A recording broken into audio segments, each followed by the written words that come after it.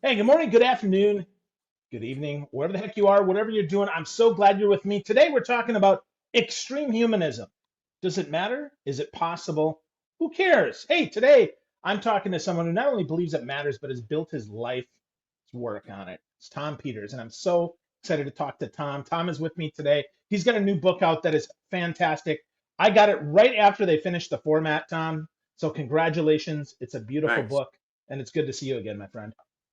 Well, the only problem I have with seeing you, Phil, What's is that? I just this morning, an hour ago, finished the last edits of the Dust Jacket, and I thought, give me a little break. So I finished the Dust Jacket, and literally at five, Here you are. and now here we go with the next round. It is a great pleasure to be with you again, mainly. Yeah, mainly, right? So cool. Well, I'm excited that you're here and glad to talk to you because I have been I've been following your work. For anybody who doesn't know who Tom Peters is, you're missing out.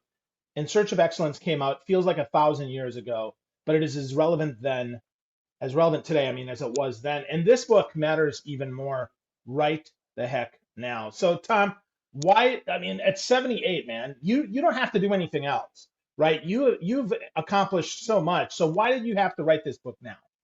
Because I'm pissed off. About what? And what I'm pissed off about is, as I have said, to understand my message, you have to have a certificate of graduation from the third grade.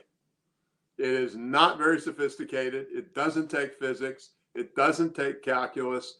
The other thing I've said is I said, look, we can all use a few more bucks. Love to have your royalties, but I've written 19 books and every single one of them has said exactly the same thing. And I hope you bought all 19. But the you know the point, I mean, but the real asterisk on that, and you said it, implied it in your introduction, is all this quote unquote stuff, people first, etc. As of last February or March when the pandemic came, and as of the middle of the year when we began to really see the extent of racial injustice, it's 10 times more important now, or that's, who knows, it's much more important. And it is a repeat, but it's only 83.5% a repeat, because before we had the pandemic, before we had the racial injustice intensity thereof introduced to us, we had artificial intelligence coming at us. And there were a couple guys from Oxford, a couple profs from Oxford who wrote a book 2 or 3 years ago, and it said 50% of American white collar jobs will be at risk to AI within 20 years. And some people said that's extreme. Some people said it's not extreme enough. But on top of everything else, we've got the potential AI wipeout. And so all of that is piled on top of each other. And I am naive enough to believe that if you and I started a company and we ended up 8 months later with 6 of the most fabulous employees known to humankind, and if we created a show together that was unlike any show that's ever been created before, and it was more human and more energetic, that that we won't be completely done in. Uh, and on the done in front too, there's another thing which I like to point out. AI is coming down the road. AI is going to give us a whack in the side of the head that may be more extreme than even what happened when the robots came to the GM plants. But guess what? It's not going to happen overnight. And it may be horrible, horrible, horrible in 15 years from now. But first, you got to get through the 15 years. And, literally, there's this saying that I have, and I really wanted it to be the title of the book, except I like the one we came up with. And the saying is, excellence is not an aspiration. Excellence is not a hill to climb. Excellence is the next 5 minutes or nothing at all. And so I've got a big life. I've got a puppy dog who has bad eyes. I have depressed friends, everything else in the world. And this has kind of been, secret is the wrong word, one of my secrets, and that is my entire human life for 78 years is all on the line in this conversation. F this up, and I've F'd my entire life up. And literally it is. It really, I remember reading this thing, and it's so horrible, and there was a lot of drug overdose involved. But when Robin Williams died, one of the things they said, I don't do drugs, so I didn't have that level of fear, is they said Williams would do a one-man show, and people would not be clapping. They would be leaping out of their chairs and screaming at the top of their lungs. And he would walk off the stage, and he'd have a smile on his face. And 5 minutes later, he was in the middle of the biggest depression known to humankind. And I'm pretty close to that. As I said to somebody, I've done 28 or 2,900 speeches, and I haven't gotten one right yet. I'm stealing from Tom Hanks, actually. I think a few years ago, he said, I've never done better than a C+ in terms of what I've delivered in my movies.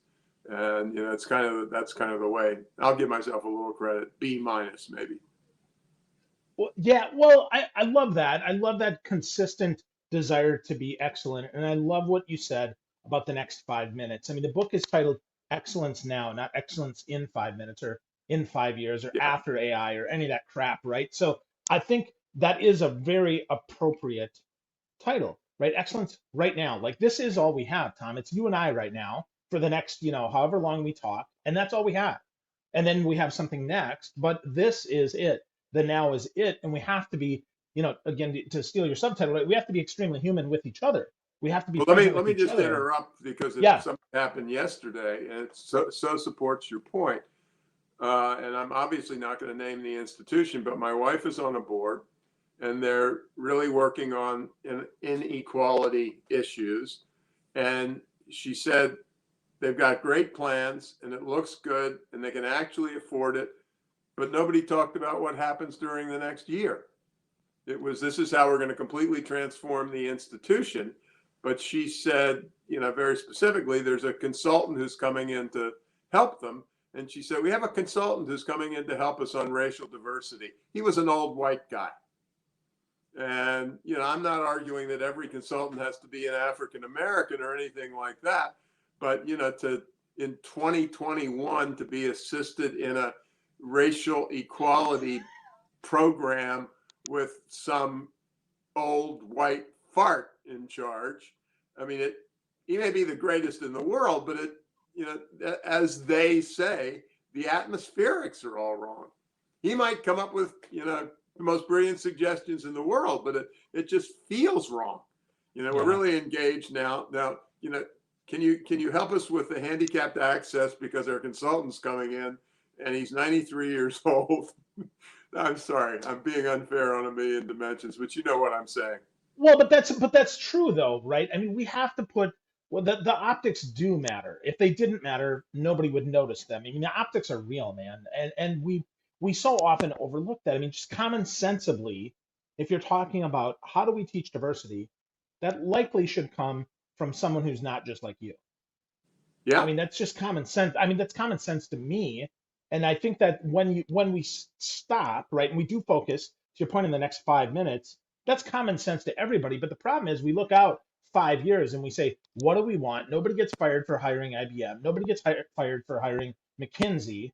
They do get hired for hiring somebody whose name they can't pronounce, and they don't care enough to actually pronounce it right. Yeah. Well, it's funny in terms of some of the little things. And I asked somebody, and I'm right, despite the fact that it's 2021, and not because we haven't tried, but we still got a bunch of paper catalogs. Title IX is one of them, and so on. And I think in the last 6 months, there has been really a big jump in terms of diversity in the people who are modeling the swimming suits and the pants and so on and so forth. And again, it's a little thing, but it's not a little thing. I mean, the only reason I realized it is obviously I thought, holy smoke, this is a contrast with the past. And so there are a million little teeny things like that can be done. Yeah, for sure, for sure. Well, one of those teeny thing but big things is you talk about in the book the importance of training. And as someone who does a lot of training and who has been through a ton of training and who training is near and dear to my heart with a lot of family members who are teachers, whether they're formal educators or not, that's so important to me. And you talk about the importance of a CTO, the chief training officer, not just technology officer. Talk to us about that, Tom, and where does that come from? Because I've not heard anybody else stress the importance of training like Yeah. you do. Well, jumping ahead in the story, I've said, and I'm talking to you, the CEO, about training. And I said, you're not really buying my message. Would you please do me one of the following things? Call a police chief, call a fire chief, call a theater director, call a symphony director, call the guy who runs the nuclear power plant that's a few miles away from you, call a general, call an admiral, and ask them whether the hell training is important. The military is the classic example. You I said to somebody, in the average middle-sized company, the training person, who is certainly not called the chief training officer, is a mid-level manager. In the United States Army, the chief training officer is a 4-star general. It's just as simple as that. It's football teams, archery teams, fire chiefs, police chiefs, school principals. And so, first of all, it's not frigging weird to say training is important. That's number one. Number two, the whole premise of the book is that we can differentiate ourselves if our products and services and relationships are more human than they have been in the past. And in particular, I talk a lot about design, and design is, pure, raw, unmitigated humanism. So, and then there's this, and I feel bad about this. I didn't use the word, do a word count on me. Do me a favor, don't. Do a word count on my last books. How many times does the word community appear? Do a word count on my last books. How many times does the word moral responsibility appear? I believe that everything I've written about people first and so on and so forth is a good and damn good example of responding to moral responsibility. But what I'm arguing here, and it's a little bit like what we were talking about, with the old white guy doing diversity, is I want to hear the word moral. I want to hear the word community. And, right at the top of our list in the book, we're saying business has a moral responsibility. And one of the pieces of logic of that, which is not exactly rocket science either, is my people, the frigging business gurus, a term that I hate. You look through their books, our books, my books, and I bet you 85% of the examples are Fortune 500 companies. And yet the real reality is that 7% of us work for the Fortune 500. Business ain't the Fortune 500. It is, for example, the whatever it is, 13 million women-owned businesses in the United States. And so when people say business is different, I say, no, business is the community. It's the community because 98% of us are not, I don't know how many people the public sector employs, let's say 15%, 85% of the people in the world, including my next door neighbor, sure as hell doesn't have an MBA. God bless him. That's a big step forward. But he's a business person, and his wife is a business person. And so, I'm, back cover of the book says moral responsibility. Just finished editing the dust cover this morning, says moral responsibility. And, obviously I wrote this thing, Phil, and I'm not going to read you many things. And I call it the 7 commandments of leadership in the time of COVID-19. Be kind, be caring, be patient, be forgiving, be present, be positive, walk in the other person's shoes. And I really, think that is a lot of the story. But yeah, let's stick with your question. Excuse my language, but shit, I don't know. It seems so obvious to me. I've said to many people relative to myself, uh, I'm very often not the smartest person in the room, but there is no living human being on earth who can out prepare me. And that's training as far as I'm concerned. And it's the all important last 98%. Uh, and I remember, and he had not a great run. John Scully uh, replaced Steve Jobs at Apple during a big shakeup 20 or so years ago. And he wrote about autobiography. I remember reading in it, he said, we would say to people, we can't promise you a job for 5 years. We can't promise you a job for a year. We can barely promise you a job for the next 6 months. But the one thing we can guarantee you is you will have had a better growth experience at Apple during those 6 months than you could have had anywhere else in the world. And there's another piece of it, and I don't think this is entirely because of my advanced age, but the New York Times columnist David Brooks wrote a wonderful essay, and he called it Resume Virtues versus Eulogy Virtues. And the resume virtues are, I graduated from the University of Michigan. I got my MBA at Wharton. I was promoted 6 times in the first 5 years. I'm now sitting atop an organization of, 273 people, 273,000 people, 2,730 people, whatever. And he said, that's resume virtues. The eulogy virtues are, what do they say about you at your funeral? And what do they talk about? They talk about, was Phil a good guy?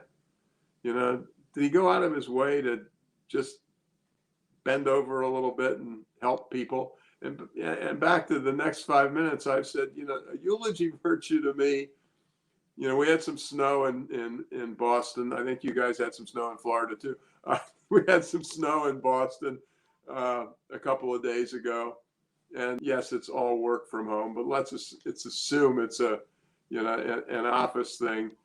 To me, a virtuous thing is when you stop at a florist on the way to work and buy a big bunch of colorful flowers and bring them into the office and put them in a vase somewhere. And it's just part of humanizing and increasing morale. And again, I think it's a criminal act if somebody leaves your company and they've only been on, per Scully, a 3-month project if they're not better prepared for the future than they were when they walked in.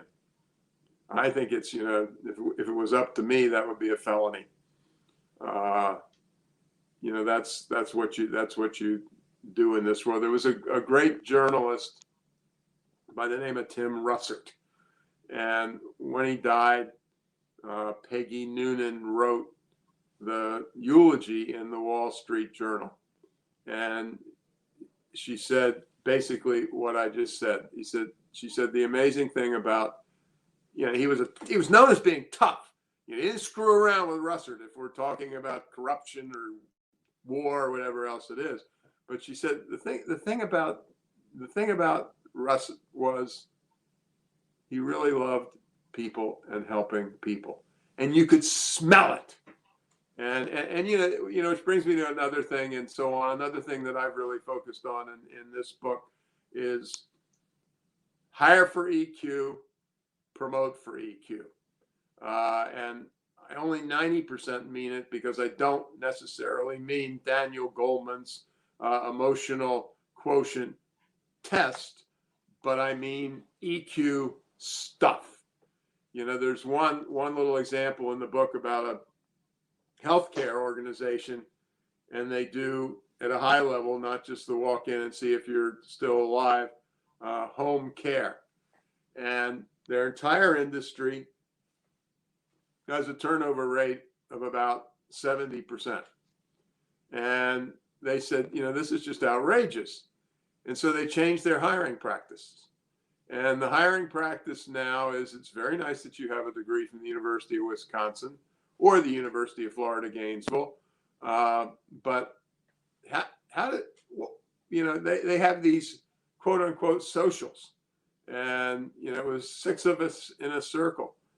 Did Phil listen to the person ahead of him? And they said, one of the things we look for is examples of community service. You don't have to have been the head of the, Red Cross in your community or to be a, deacon in your church. I told you I'm going to cheat. Yep, Tom's going to cheat. So Tom is certainly concerned about who that might be. So we're going to take just a quick pause here, talk a little bit more about his book, right? It's Excellence Now, Extreme Humanism. He's got a lot of really great stuff that's in this book that you really can't find anywhere else, though it is kind of common sense. He just talked about his leadership 7. Let me reshare that with you. They are important during COVID. They're important otherwise. Be kind, be caring, be patient, be forgiving, be positive, be present, and walk in the other person's shoes. Super, super important stuff. Super, super important stuff that we all have to worry about. So Tom's back. Tom, was that the call The you're reason waiting I for? answered the phone and interrupted you is like probably half the people who are watching us. I'm waiting for a call, which brings my appointment for a vaccine. And Phil, I love you dearly, but getting that shot ranks ahead of missing you for 1 minute. So there it is. The other thing about be kind, be caring, be patient. It's the best damn way in the world to make money. Do all these things around the customer. Do all these things with your employees, and you'll have more loyal customers, more loyal employees. It's just Why do I have to write the 19th book? I'm too damned old and say exactly the same thing I said in the other 18. Down to the placement of the semicolons. It's time to write a book, Tom. Okay, let's go to the Xerox machine. We'll Xerox the last one and hand it in. And when I get a question, not from you, but in some of the promotional podcasts we did for my last book, I got, honest to God, half the time somebody would say, well, Tom, you write a lot about people. And what I really want to say is, WTF is there else to write about? I'm picky in this regard. I'm going to beat the hell out of you if you tell me that people are the number one asset in your organization. People aren't an asset; they are Tom or Phil. My thing, and don't get me going on the 2 words human resources. So I was an only child, and my father, Frank Peters, a few hours after the fact, walks into the room where my mother is, Evelyn Peters, and he looks at the baby and looks at her and says, Evelyn, finally we have our own little human resource. He didn't say that. I am not a human resource. I am Tom. You are not an asset. You are Phil. And I really don't. I really think that human resources, the term, should be wiped off the map. I'm going to hang this one up. Sorry. Okay, that's okay. That's okay. Hello? I'm in the middle of an interview. So lots of stuff cooking here. Tom is talking all about why it's important to not think of yourself as a human resource and not to call your employees that. So Tom, still not the conversation you wanted there, but we're getting closer, let's hope, right, with that telephone. I'm 78 and I've got a pacemaker, for God's sakes. I'm a high risk person. It doesn't matter. And you and I had we had a dispute before this conversation went public. and that is the organization of the vaccination process shittier in Massachusetts than it is in Florida?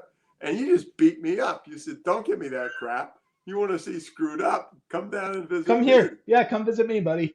Yeah, But anytime.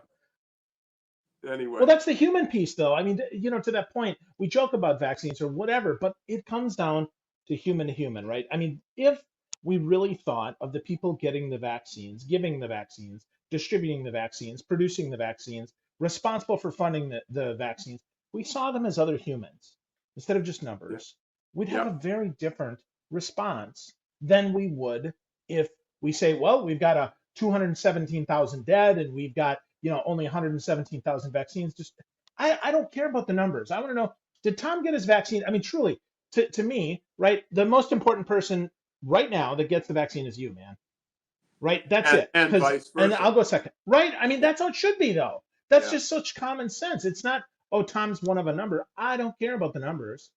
I care about my friend Tom Peters getting a vaccine Well, and the Tom's other wife thing getting a that's funny vaccine. about this, it's not funny, uh, is I went to the grocery store an hour or so ago, and checkout clerks in a grocery store are exposed almost as much as hospital workers.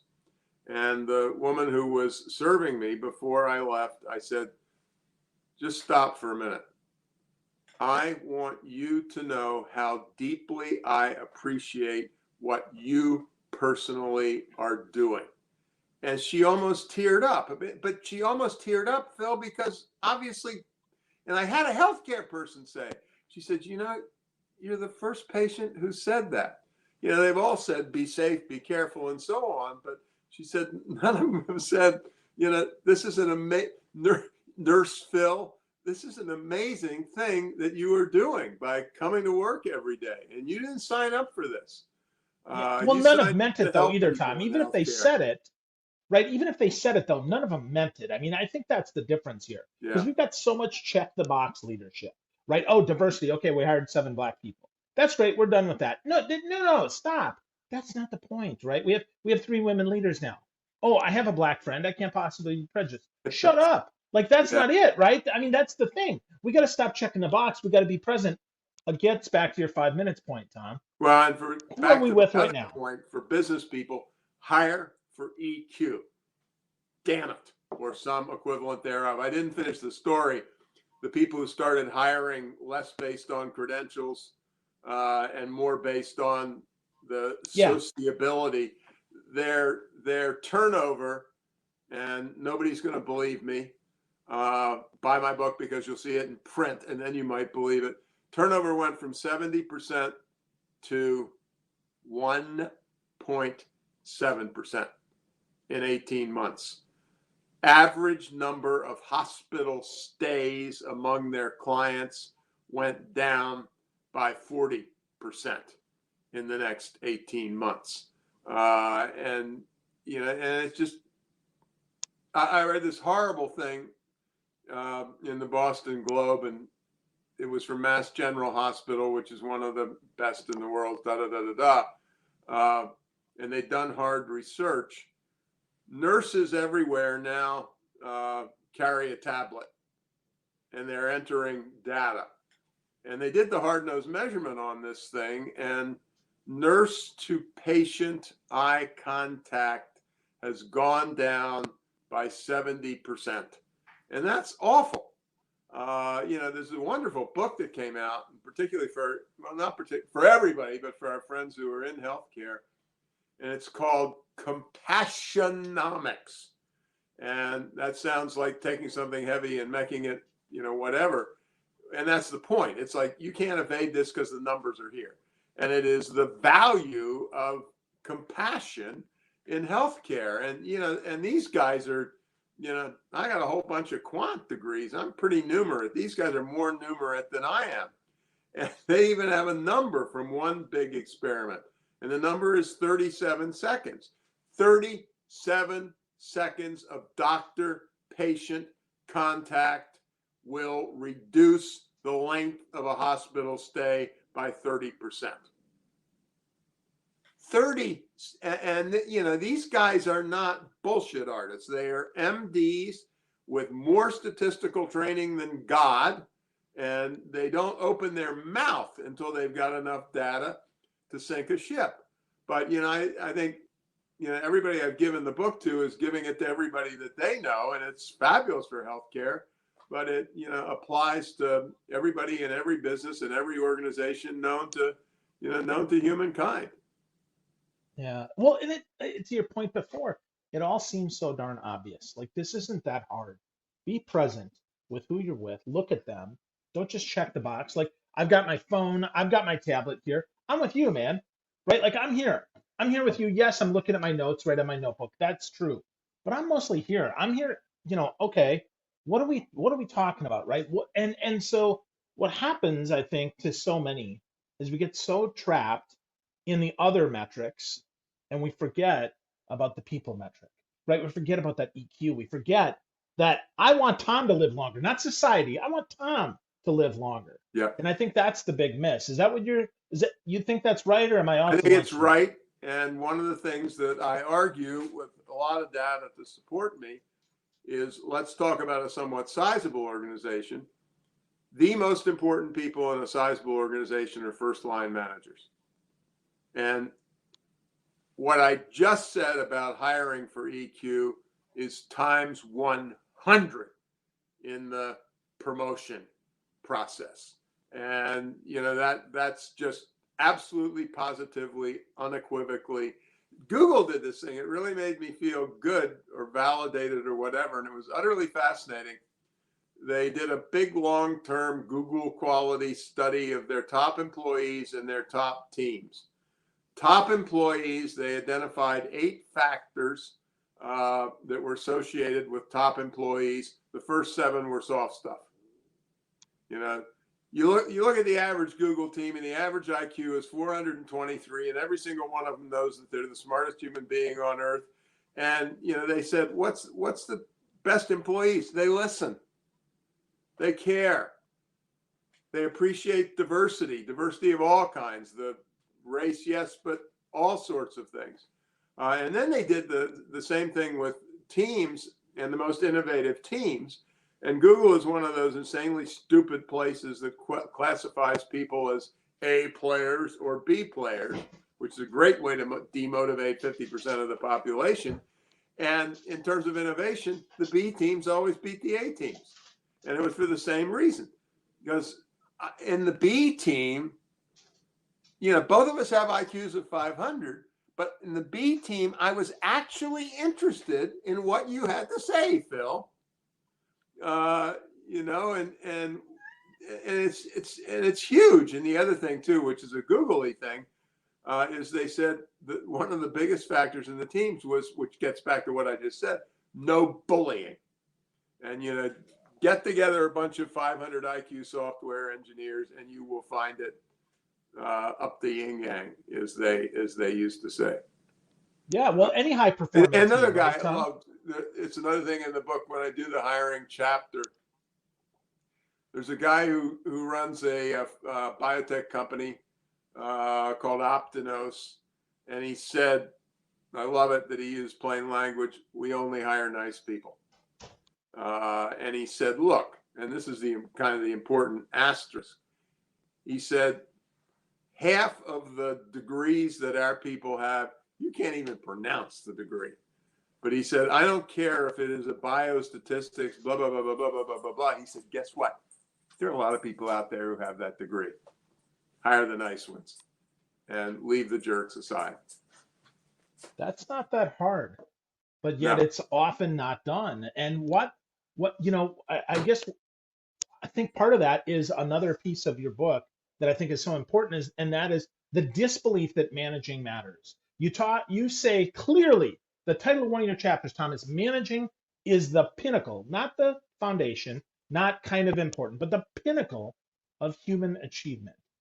And yet so many think that it's more important to lead than it is to manage, or that Yeah. managing is somehow crappy. So talk to us, Tom, about management and why that is so important. Like define it first, because I think that's Well, important. first I define it as resume virtues versus eulogy virtues. Yep. Uh, Managing, it's funny. My wife and I, before the pandemic, used to spend the winter months, North American winter months, in New Zealand, and I taught a little bit at the Auckland Business School. And the one class I taught was all kind of 31-year-old engineers. And they were the smartest kids in the class. And they had been brilliant. But guess what happens? If you're good at what you do, within 4 years, you're going to be managing a project. Maybe within 10 years, 2 years. And once that happens, all you do is people. It's not part of the story. It is the story. You don't solve the equations anymore. You hire the best equation solvers. And the other part of it, I said, and this was in a tweet or it was somewhere, and I said, it was a tweet. Some guy said, Elon Musk is one of the two most important people in the world. And my response was, I have great respect for Mr. Musk, almost as much as I do for the truly committed second grade teacher who has changed the life trajectory of 25 kids every year for the last 20 years. She's my hero number one. But I also believe, to go back to your question, that's the point of managing. It was, well, it's, we don't have a million years. When my mother taught they wanted to send me to a local private school, and our entire net worth was about 7.5 cents on the good days. And so she went off and taught the 5th grade. And she was tougher than hell, but God, was she humane.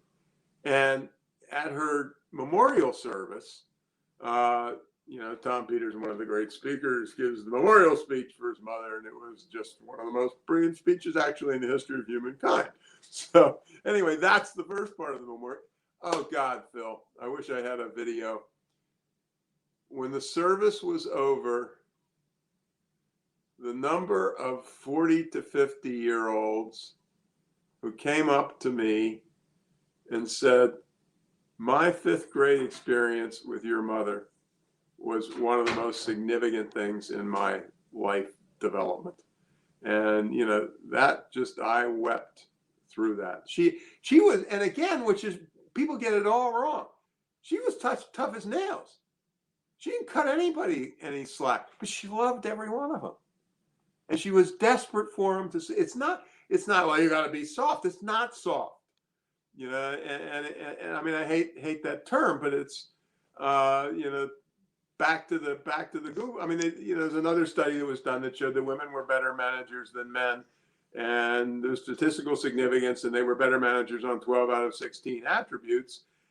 And the author said a lot of these were the tough attributes that we attribute to males, like delivering on results. Well, guess what? Engage people who give a damn about what they do, deliver more on results. Doofus. But and I chose that pinnacle of human achievement term with the greatest of care. It wasn't meant to startle. It wasn't meant to do anything except as close as I can get to the. I mean, and I said this one time to somebody, as I said, you're managing people, first line manager, second line manager, and you will change more lives for the better than the number one heart surgeon in the hospital 10 miles away. God bless him. And, the guy who put my pacemaker in, God bless him. God bless his training. God bless his tools. But in terms of life trajectory, Phil, the first line manager, or Phil, the second line manager, and save in the best sense. It's just, people are going to finish their 2 years with you, and they're going to be better human beings, and they're going to be incredibly well trained, and they're going to care about the context in which they work. And and it's not theory. There's also research on first line managers, and it's unbelievable. Highest productivity, lowest turnover, da da da da da da da da. Every damn variable known to humankind is number one dependent on the first line leader. It's pretty simple.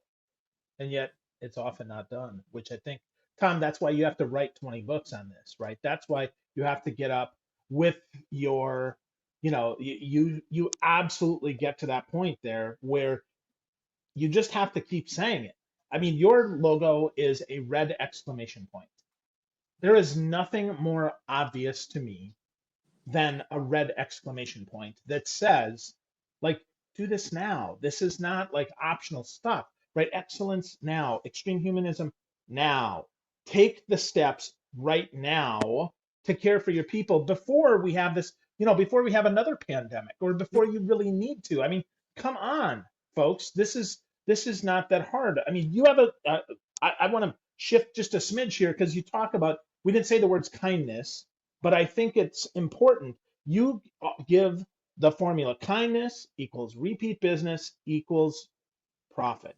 And this is so not hard, but Tom, talk us through that because I think that's a super important equation, way of thought. I don't know what else to call it for folks, and put the damn exclamation points on each of those so that we Yeah, can really I mean get it.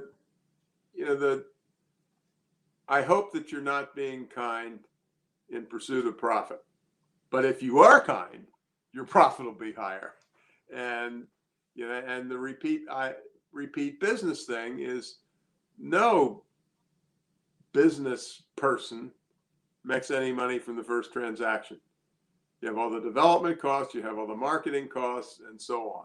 What you make the money from is when Phil comes back the 15th time or 20th time or 30th time and does word of mouth or word of mouse or social media and tells everybody about the experience.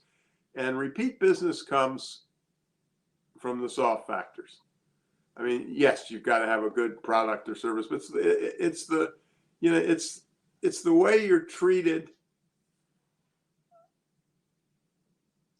that's memorable and leads to recommending. I mean, it's hard to explain because it's so obvious. I get the first business because it's a great product. I get Well, repeat I think business it's is, it's referability, right? I mean, I'm not going to refer a jackass. I'm going to refer somebody that actually enjoyed working with, right? And I think that's the big miss many forget is in between results and business is kindness, is compassion, is consideration, is this extreme humanism that you talk about, Tom. I think that's the big important piece here because extreme humanism is the glue that can hold your business together, or it can be the thing that just rips you completely to shreds if your leaders don't have it, if your managers don't have it, if your salespeople don't have it, for heaven's sake, for your customers, right? It's people first, people always. And I think that's, that you said that in your first book, you're saying that now, 19 later. It's not that hard. nope, Yeah. doesn't, as I said, got to have that graduation certificate from the third grade. Yeah. And, that's not a throwaway line. No. There's, I can do the highest of math and, that you'd ever find. My father was mathematical. My grandfather was. I considered a 799 on the math boards to be a disgrace. Uh, but that's not why we're having this conversation. And that's not what came across in the books that we wrote or the speeches that I've given.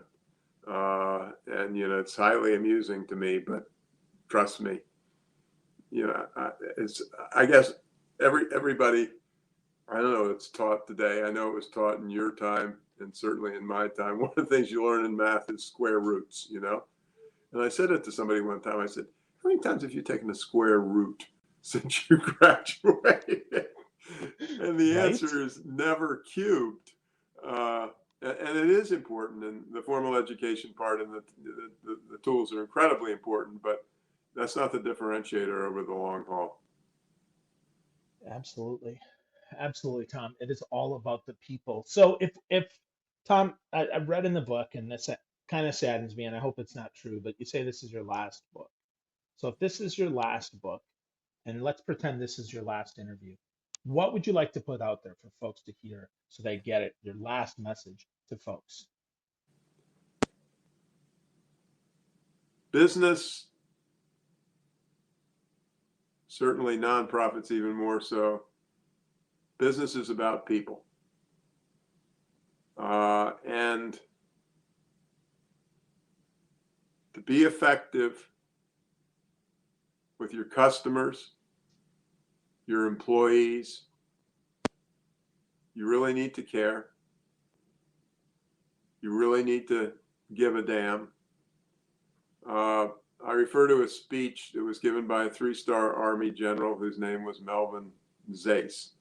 And he went through the best, number one thing you can do in your career, the number one thing that will get you ahead is you must care. And it's true in the Army, and it's true in the Navy, and it's true in the two-person accountancy, and it's true in the giant company. And then again, relative to my age, I said to somebody one time, I only have one indicator of my life. When I walk by a mirror, do I barf? And the question is, how did you help others? How did you support others? Who are the people who royally pissed you off because they left and then went on to this incredible career because of the fact that you had really helped them develop? And that's the scorecard.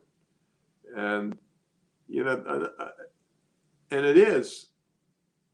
I don't darken many church doors, even though I was raised a Presbyterian, and this is not the kind of words I use.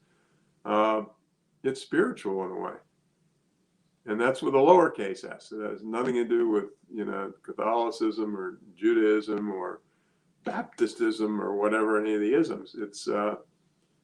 It's human beings helping other human beings, and you and I are having this conversation in early February 2021.